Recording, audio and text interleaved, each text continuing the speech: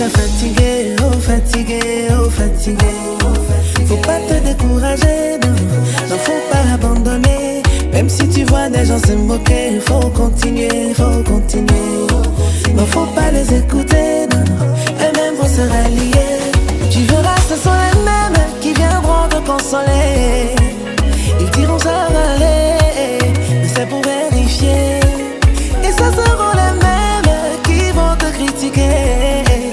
Ils vont conspirer, mais ça va pas marcher. Bah, faut te concentrer sur ton way.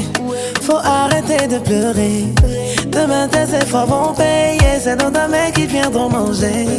Pas besoin de trop parler, pas besoin de trop pleurer. Demain tes efforts vont payer. Devant toi ils viendront s'agenouiller. Mais dès qu'il s'agit d'agir, quand tu veux t'activer pour donner vie à tes projets, ils vont tout. Il faut qu'on vous aime pour quelque chose. Si c'est par rapport à la nourriture, tant mieux.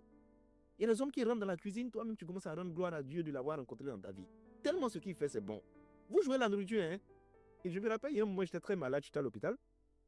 J'étais dans un endroit là, on appelle ça le peut-être. Ça dit, c'est pas trop sûr que tu vas t'en sortir, quoi. Et puis je vois un gars à côté de moi, on lui envoie de la nourriture, c'est-à-dire ça quitte dans les grands restaurants. Ses parents envoient de la nourriture.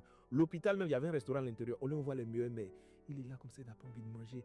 Vraiment, je n'ai pas l'appétit. Puis je le regardais comme ça, il dit, il y a des gens qui sont dehors ce moment, ils ont fait ça, les cherchent, ils ne trouvent pas. Moi, en tout cas, j'étais malade, mais on me connaissait là-bas. Le restaurant, on me connaissait.